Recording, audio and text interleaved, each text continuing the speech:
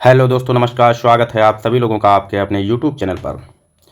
आज हम लोग एक बार फिर से हिंदी के महत्वपूर्ण प्रश्नों का अभ्यास करेंगे, इनकी विस्तृत व्याख्या देखेंगे और प्रत्येक विकल्प पर हम लोग चर्चा करेंगे, बेहतर तरीके से समझने का प्रयास करेंगे। और यह आज का हमारा जो प्रैक्टिस सेट है, यह प्रैक्टिस सेट नंबर 12वां है। इससे पहले हम लोगों ने हिंदी के 11 प्रश्न पत्रों का अभ्यास किया है, तो जिन्होंने नहीं किया है वो लोग आप पीछे वीडियोज़ में जाकर देख सकते हैं।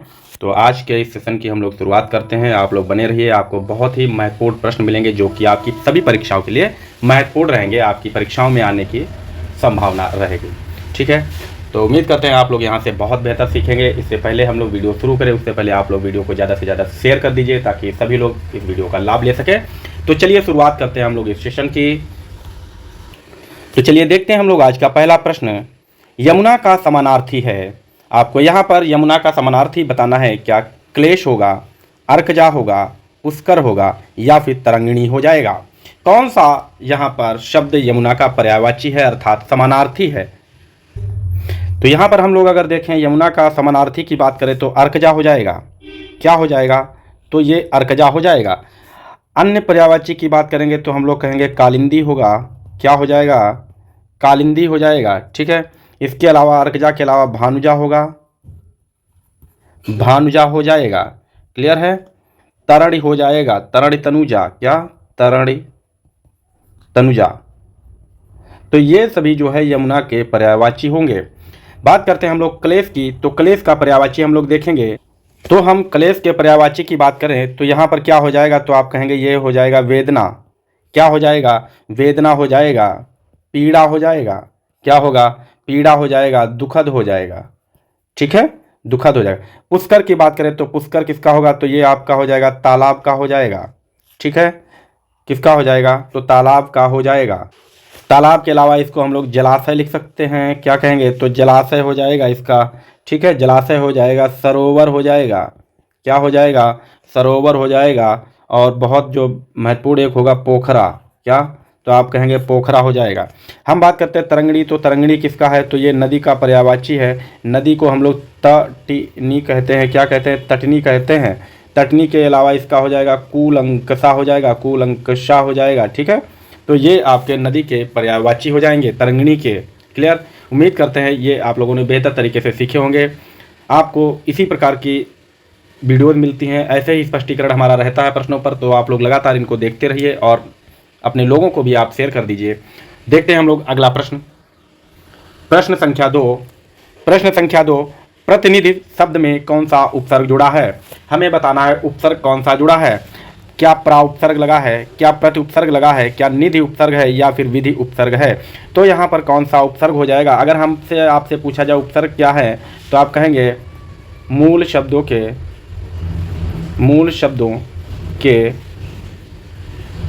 पहले लगने वाले शब्दांश होते हैं। आप कभी भी शब्द नहीं बोलेंगे, क्या बोलेंगे? तो आप बोलेंगे शब्दांश होते हैं। तो यहाँ हम लोग अगर प्रतिनिधि का संधि विच्छेद करें या इसको तोड़ें तो हम कैसे इसको तोड़ेंगे? तो आप सभी तोड़ पाएंगे। इसको प्रतिधन निधि कहेंगे। ठीक है, प्रतिधन निधि कहेंगे। निधि इसमें क्या है? तो आप बताएंगे निधि इसमें मूल शब्द है। क्या है? मूल शब्द है। और हमने अभी क्या बताया? मूल शब्द के पहले लगने वाले शब्दांश को उपसर्ग बोलते हैं। तो यहाँ उपसर्ग क्या होगा? तो आप कहेंगे प्रति हो जाएगा, अर्थात विकल्प बी बिल्कुल सही हो जाएगा। क्लियर है? अगला प्रश्न हम लोग देखते हैं। प्रश्न संख्या 3। प्रश्न संख्या 3, निम्नलिखित शब्दों में बहुवचन छांटिए। हमें यहाँ बहुवचन बताना होगा कि कौन सा शब्द बहुवचन में लिखा हुआ है। क्या कवि बहुवचन है, क्या आँख बहुवचन है, बहन बहुवचन है या फिर तिनके बहुवचन है?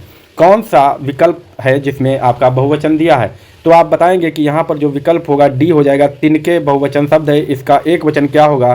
तो आप बताएंगे इसका एक वचन तिनका होगा। क्या होगा? तिनका होगा। अगर कवि की बात करें तो कवि का बहुवचन क्या होगा? तो आप कहेंगे कवियों हो जाएगा। आँख का बहुवचन क्या होगा?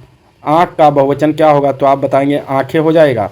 और बहन का बहुवचन क्या हो जाएगा? तो बहनें हो जाएगा। क्या हो जाएगा? तो बहनें हो जाएगा। क्लियर है? प्रश्न संख्या 4 देखेंगे हम लोग। प्रश्न संख्या 4, कौन सा शब्द देशज नहीं है?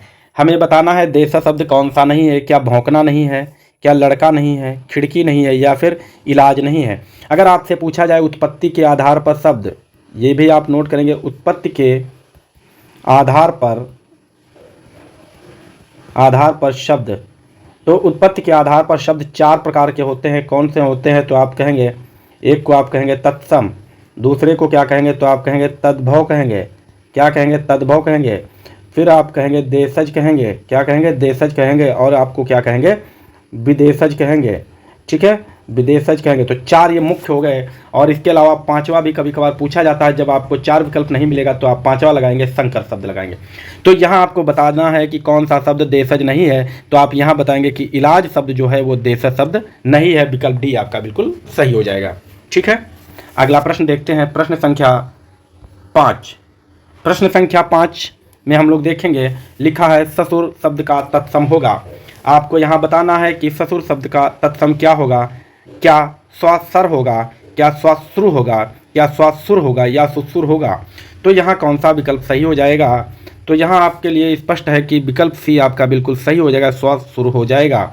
ये ससुर का तत्सम रूप दिया हुआ है। ओके, प्रश्न संख्या 6 देखेंगे हम लोग। प्रश्न संख्या 6, रजनी का समानार्थी नहीं है। यहाँ आपको बताना है कि रजनी का समानार्थी कौन सा शब्द नहीं है। क्या यामिनी होगा, त्रियामा होगा, भेक होगा, या फिर छपा होगा। तो कौन सा विकल्प यहाँ पर सही हो जाएगा? तो जो रजनी है ये किसका पर्यायवाची है? तो आप कहेंगे ये रात का पर्याय है, और इसका अन्य पर्याय यामिनी, त्रियामा और भेक होगा। तो इसका जो उत्तर हो जाएगा त्रियामा और छपा होगा, सॉरी, जो भेक इसका उत्तर है ये आपका यहाँ सही हो जाएगा कि ये रजनी का पर्यायवाची नहीं है या समानार्थी नहीं। अगर भेक की बात करेंगे तो भेक का मतलब क्या होगा? तो आप कहेंगे मेढक हो जाएगा। क्या हो जाएगा? मेढक हो जाएगा। तो अगर हम मेढक के अन्य पर्यायवाची की बात करेंगे तो यहाँ मेढक है, भेक हो गया, दादुर हो जाएगा। क्या हो जाएगा? दादुर हो जाएगा। साथ ही साथ आप इसको मंडूक कहेंगे। क्या कहेंगे? मंडूक कहेंगे। क्लियर है। प्रश्न संख्या 7 देखते हैं। प्रश्न संख्या 7, प्रश्न संख्या 7 में कहा गया आश्चर्य, हर्ष, भय और तीव्र मनोवेग प्रदर्शित करने के लिए किस चिन्ह का प्रयोग होता है। क्या विकल्प ए में दिया गया चिन्ह प्रयोग होगा, क्या बी होगा, सी होगा, या फिर डी। डी इसको आप सुधार करेंगे, ये चिन्ह लगा हुआ है। तो यहाँ हम आपको बता दें, क्या विकल्प ए को जो है जो चिन्ह दिया इसको क्या कहेंगे? तो आप कहेंगे विस्मयाद चिन्ह कहेंगे, विस्मय याद बोधक चिन्ह कहते हैं। ठीक है। विकल्प बी जो है ये आप कहेंगे, क्या कहेंगे? उप विराम कहेंगे। क्या कहेंगे आप इसे? ये उप विराम का चिन्ह है। विकल्प सी जो है ये क्या है? तो आप बताएंगे ये हंस पद चिन्ह है। क्या है? हंस पद चिन्ह है, हंस पद चिन्ह है। और जो विकल्प डी है ये लाघव चिन्ह है। क्या है? लाघव है। ठीक है। तो अब आप बताएंगे कि यहाँ पर कौन सा चिन्ह प्रयोग में लाया जाएगा। तो विकल्प ए जो है ये आपका सही हो जाएगा, विस्मयाद चिन्ह लाया जाएगा। लाघव को ही क्या कहते हैं? संक्षेपक भी कहते हैं, संक्षेप सूचक चिन्ह भी कहते हैं। क्या कहते हैं? संक्षेप सूचक कहते हैं। और हंस पद को हम लोग एक और चिन्ह नाम से जानते हैं, क्या? त्रुटिपूरक चिन्ह बोलते हैं इसे, त्रुटिपूरक चिन्ह भी बोला जाता है। क्लियर है। अगला प्रश्न देखेंगे हम लोग, प्रश्न संख्या 8। प्रश्न संख्या 8 में कहा गया है निम्नलिखित में कौन सा वर्ण उच्चारण की दृष्टि से दंत्य नहीं है।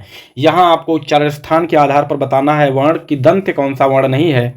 क्या ना होगा, दा होगा, ता होगा, या फिर डा हो जाएगा। तो कौन सा हो जाएगा? तो अगर हम बात करें कि हमारे जो हिंदी वर्णमाला में 5 वर्ग होते हैं, क, च, ट, त और प। तो 5 वर्ण होते हैं। का उच्चारण जो है वो कहाँ से होता है? तो आप कहेंगे कंठ से होता है। चा कहाँ से होता है? तो ये तालु से इसका उच्चारण होता है। टा की बात करेंगे तो ये मूर्धा से इसका उच्चारण होता है। और ता का जो है दंत से उच्चारण होता है। साथ ही साथ पा जो है ये इसका उच्चारण ओष्ठ से होता है। ठीक है। तो पा वर्ग को ओष्ठ, इनमें प्रत्येक में कितने वर्ण होते हैं? तो 5 जैसे पा, फ, ब, भ, म। ठीक है। तो सभी में 5 होते हैं। क्लियर है। तो अब आप बताएंगे कि जो टा वर्ग है, जो टा दिया गया है, विकल्प डी यहाँ पर सही होगा, ये आपका दंत्य नहीं होगा। तो कौन सा होगा? टा का उच्चारण क्या होता है? मूर्धा से होता है। ठीक है, मूर्धा। ओके, चलिए अगला प्रश्न देखते हैं। प्रश्न संख्या 9, अनुनासिक व्यंजन कौन से होते हैं? अनुनासिक व्यंजन कौन से होते हैं? तो अनुनासिक में क्या होता है? अंगा, यणा, न, म। ठीक है। इन्हें आप क्या कहेंगे? क्या यहाँ पर वर्ग का प्रथमाक्षर हो गए?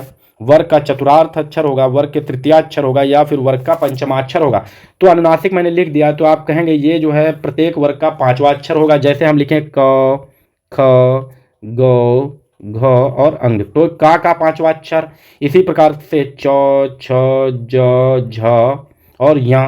ठीक, तो प्रत्येक वर्ग का पांचवा अक्षर पंचमा अक्षर कहलाता है और इसे ही हम अनुनासिक कहते हैं। तो अर्थात ये विकल्प डी आपका बिल्कुल सही हो जाएगा। क्लियर है। प्रश्न संख्या 10। प्रश्न संख्या 10 हम लोग देखेंगे कि प्रवीण शब्द का विच्छेद है। यहाँ प्रवीण शब्द का विच्छेद बताना है कि कौन सा होगा। तो जैसे हम लोग लिखते हैं, शब्द लिखा हमने फल, और इसको हम किस प्रकार से लिखेंगे, तो आप लिखेंगे फ धन अ धन ल धन आ। तो इस प्रकार से शब्दों को तोड़ा जाता है। तो प्रवीण को हम लोग किससे तोड़ेंगे, क्या विकल्प ए होगा, बी होगा, सी होगा या फिर डी हो जाएगा। तो आप लोग इस प्रकार से इन शब्दों को तोड़ सकते हैं। तो देखें यहाँ पर विकल्प ये दोनों बिल्कुल नहीं हो सकते। ठीक है, तो कौन सा बचा है, तो आपका विकल्प ए बचा है, विकल्प बी बचा है। तो आप कहेंगे यहाँ पर जो है विकल्प बी बिल्कुल सही हो जाएगा। ठीक है, आप लोग बाद में चेक कर लीजिएगा। प्रश्न नंबर 11, इतिहास के आंसू के लेखक कौन हैं। यहाँ पर साहित्य से दिया गया है प्रश्न कि इतिहास के आंसू जो रचना है इसके लेखक कौन है। क्या निराला जी हो जाएंगे, क्या अज्ञेय जी हो जाएंगे, क्या हरिऔध जी हो जाएंगे, क्या दिनकर जी हो जाएंगे। तो कौन सा विकल्प यहाँ पर सही होगा, इतिहास के आंसू के कौन रचनाकार होंगे। तो यहाँ आप बताएंगे कि इतिहास के आंसू जो रचना है वो किसकी है, दिनकर जी की है। किसकी है, दिनकर जी की है। दिनकर का अगर पूरा नाम आपसे पूछा जाएगा तो आप क्या बताएंगे, रामधारी सिंह दिनकर इनका पूरा नाम है। अगर इनका जन्म पूछे तो क्या बताएंगे, कि आप बताएंगे 1908 ईस्वी में हुआ। कहाँ हुआ है, तो आप बताएंगे सेमरिया। कहाँ, सेमरिया बिहार बता देंगे। क्या बताएंगे, सेमरिया बिहार। इनकी अन्य रचना की बात करें तो आप बताएंगे उर्वशी रचना इनकी है, उर्वशी है। रेणुका इनकी रचना है। ठीक है, रेणुका इनकी रचना है। हुंकार इनकी रचना है। क्या है, हुंकार है। ठीक है, अन्य की बात करें तो सीपी और शंख हो जाएगी इनकी रचना, सीपी और शंख हो जाएगी। तो ये महत्वपूर्ण रचनाएं हैं, इनको याद रखेंगे आप लोग। निराला की बात करें तो निराला की जो रचना की बात करेंगे तो इनको आप क्या बताएंगे, तो आप बताइएंगे कि जूही की कली इनकी रचना है, जूही की कली। अगर अन्य रचना की बात करें तो आप कहेंगे कुकुरमुत्ता है, कुकुरमुत्ता इनकी बहुत ही फेमस रचना रही है। ठीक है, जूही की कली, कुकुरमुत्ता इनकी फेमस रचना रही है। अज्ञेय की बात करें तो आप क्या बताएंगे कि कितनी नाव में कितनी बार की बात करेंगे। ठीक है, अगला प्रश्न हम लोग देखते हैं, प्रश्न संख्या 12। प्रश्न संख्या 12, पुस्तक मेरे द्वारा पढ़ी गई वाक्य में कौन सा वाच्य है। आपको यहाँ वाच्य बताना है कि पुस्तक मेरे द्वारा पढ़ी गई कौन सा वाच्य होगा। क्या कृतवाच्य होगा, कर्मवाच्य होगा, भाववाच्य होगा या फिर करणवाच्य होगा। यहाँ पर हम कुछ बात देख लेते हैं वाच्य की। अगर आपसे पूछा जाए वाच्य कितने होते हैं, कितने प्रकार के, तो आप बताएंगे 3 प्रकार के। कौन कौन से, तो आप बताएंगे कृतवाच्य, कर्मवाच्य और भाववाच्य बताएंगे। कृतवाच्य क्या होता है, तो आप बताएंगे ये कर्ता यहाँ पर मुख्य होता है, यानी कि ये कर्ता प्रधान होता है। कर्मवाच्य की बात क्या बताएंगे, तो आप कहेंगे कर्म प्रधान होता है, यहाँ कर्ता गौड़ रहता है। भाववाच्य की बात करेंगे तो भाव प्रधान होता है, अर्थात यहाँ ना कर्ता मुख्य होता है ना ही कर्म मुख्य होता। तो पुस्तक मेरे द्वारा पढ़ी गई, जब कर्ता उपस्थित हो और कर्ता को गौड़ करना हो तो से या के द्वारा लगा दिया जाता है, तो वहां पर कर्मवाच्य हो जाता है। तो यहाँ विकल्प हमारा जो है बी बिल्कुल सही हो जाएगा, कर्मवाच्य हो जाएगा। क्लियर है, उम्मीद करते हैं आप लोगों को बेहतर समझ में आया होगा। अगला प्रश्न हम देखते हैं, प्रश्न संख्या 13, अष्टाध्यायी में कौन सा समास है। यहाँ समाज गलत लिखा हुआ है, यहाँ क्या हम लोग करेंगे, यहाँ कहेंगे समास पूछा गया है। अष्टाध्यायी में कौन सा समास है। अगर आपसे समास की संख्या पूछी जाए तो आप बताएंगे समास की कुल संख्या 6 होती है, जहाँ यहाँ पर 4 दिए हुए हैं। इसके अलावा आप क्या बताएंगे, तो आप बताएंगे द्वंद्व समास बताएंगे, एक 5वां हो जाएगा। छठे की बात करेंगे तो आप कहेंगे बहुव्रीहि समास हो जाएगा, बहुव्रीहि समास हो जाएगा। तो 6 समास होते हैं। तो यहाँ क्या अव्ययी भाव समास होगा, द्विगु समास, कर्मधारय या फिर तत्पुरुष समास होगा। अव्ययी भाव समास की बात करें तो यहाँ पर पहला पद अव्यय होता है। क्या होता है, तो आप बताएंगे अव्यय होता है। द्विगु समास की बात करें तो पहला पद क्या होता है, तो पहला पद संख्यावाची होता है। क्या होता है, तो आप बताइएगा कि संख्यावाची होता है। कर्मधारय की बात करें तो यहाँ पर आपको मिलेगा विशेषण होगा। क्या होगा, विशेषण होगा और आपका एक शब्द विशेष्य का होगा। क्या होगा, तो आप बताएंगे विशेष। तत्पुरुष समास की बात करेंगे तो यहाँ कारक चिन्हों का लोप होगा। कारक चिन्ह यहाँ पर लगे होंगे, ठीक है, तो आप याद रखेंगे। अब अष्टाध्यायी का जब विच्छेदन करेंगे तो हम लोग लिखेंगे अष्ट धन अध्याय लिखेंगे। क्या लिखेंगे? अध्याय लिखेंगे। और अष्ट यहाँ पर क्या है? ये संस्कृत की गिनती 8 है, अर्थात यहाँ क्या आ गया? यहाँ आपका संख्या आ गई है, तो विकल्प आपका बी बिल्कुल सही हो जाएगा। यहाँ पर द्विगु समास हो जाएगा। क्लियर है? प्रश्न संख्या 14। प्रश्न संख्या 14 में क्या कहा गया है? पटपीत मानहु तड़ित रुच सुच नौमि जनक सुतावर में कौन सा अलंकार है? यहाँ आपसे अलंकार से प्रश्न पूछा गया है। क्या उदाहरण अलंकार होगा, रूपक हो जाएगा, उत्प्रेक्षा होगा, या फिर उपमा हो जाएगा? तो क्या हो जाएगा? रूपक उदाहरण की बात की जाए कि कोई आपको व्याख्या की जाती है, ठीक है, विस्तृत रूप से व्याख्या की जाती है और समझाया जाता है, तो वहां पर उदाहरण अलंकार होता है। रूपक की बात करें तो भेद रहित आरोप होता है वहां पर। क्या? भेद रहित आरोप जहां पर होगा, भेद रहित आरोप, ठीक है। उत्प्रेक्षा में आपको जिस पंक्ति में शब्द मिल जाए, जैसे जनु, जानो, जनहु, मनु, मानो, मनहु, ये आपको वाचक शब्द जिन भी पंक्तियों में मिल जाए तो वहां पर उत्प्रेक्षा अलंकार होगा। और उपमा अलंकार में क्या होगा? सम होगा, सी होगा, सरिस होगा। तो जिन पंक्तियों में सम, सी, सरिस जैसे वाचक शब्द होंगे वहां उपमा अलंकार होगा। तो जनहु, अब यहां देखिए क्या है? मनहु है, तो मनहु हमारा कहां दिया है? यहां दिया है, तो इस प्रकार क्या हो जाएगा हमारा? ये उत्प्रेक्षा अलंकार हो जाएगा। क्या हो जाएगा? उत्प्रेक्षा अलंकार हो जाएगा। विकल्प सी बिल्कुल सही हो जाएगा। चलिए अगला प्रश्न देखते हैं। प्रश्न संख्या 15 में क्या कहा गया? चंद्रोदय में कौन सी संधि होगी? चंद्रोदय में कौन सी संधि होगी? क्या गुण स्वर संधि होगी, दीर्घ संधि होगी, वृद्धि होगी, या फिर यड़ संधि होगी? तो यहाँ कौन सा विकल्प हो जाएगा? तो हम लोग चंद्रोदय का अगर हम विच्छेदन करें तो चंद्र धन उदय हो जाएगा। तो जब हम इसको इस प्रकार से तोड़ेंगे तो क्या हो जाएगा? चंद्र धन उदय। यहाँ पर आ धन उ, आ के बाद उ आए और वो किस में बदल जाता है? ओ में बदल जाता है। तो वहां पर क्या होती है? गुण संधि होती है, अर्थात यहाँ पर विकल्प हमारा ए बिल्कुल सही हो जाएगा। गुण स्वर संधि का यह भेद है, ठीक है, ओके। प्रश्न नंबर 16 और आज का अंतिम प्रश्न हमारा है, आंख के अंधे नाम नयन सुख का सही अर्थ है। आंख के अंधे नाम नयन सुख का सही अर्थ क्या होगा? क्या बुद्धिहीन किंतु पर्याप्त धन होगा? क्या अंधा आदमी प्रायः धन वाला होता है? क्या गुणों के विरुद्ध नाम का होना? या फिर आंख के अंधे को सभी सुख मिलते हैं? तो यहाँ कौन सा विकल्प सही हो जाएगा इस मुहावरे के लिए? तो यहाँ जो विकल्प होगा, विकल्प सी बिल्कुल सही हो जाएगा, गुणों के विरुद्ध नाम का होना, ठीक है। तो उम्मीद करते हैं आप लोगों को सेशन बहुत अच्छा लगा होगा। अगर आप लोगों को सेशन अच्छा लगा है तो आप लोग इसके लिए एक लाइक कम से कम कर दें, वीडियो को जरूर शेयर कर दीजिए आप लोग, एक तो शेयर बनता है। और जो भी यहाँ पर चैनल पर नए हैं वो सभी लोग चैनल को सब्सक्राइब कर लीजिए ताकि आपको हर एक वीडियो की नोटिफिकेशन मिलती रहे। यहाँ पर आपको हिंदी, विस्तृत हिंदी, व्याख्यात्मक रूप से हिंदी की क्लासेस तथा मैथ की बेसिक क्लासेस आपको मिलेंगी एकदम बढ़िया से। 0 लेवल से आप यहाँ पर सीख पाएंगे, 0 लेवल से मैथ सीख पाएंगे और हिंदी आप बहुत ही बेहतर तरीके से सीख पाएंगे। तो आज के लिए इतना ही है, मिलेंगे अगले सेशन में अगले वीडियो के साथ। तब तक के लिए टेक केयर, बाय बाय। आप लोग अपना ध्यान रखें और घर पर आप लोग अध्ययन जरूर करते रहें। Thanks for watching video.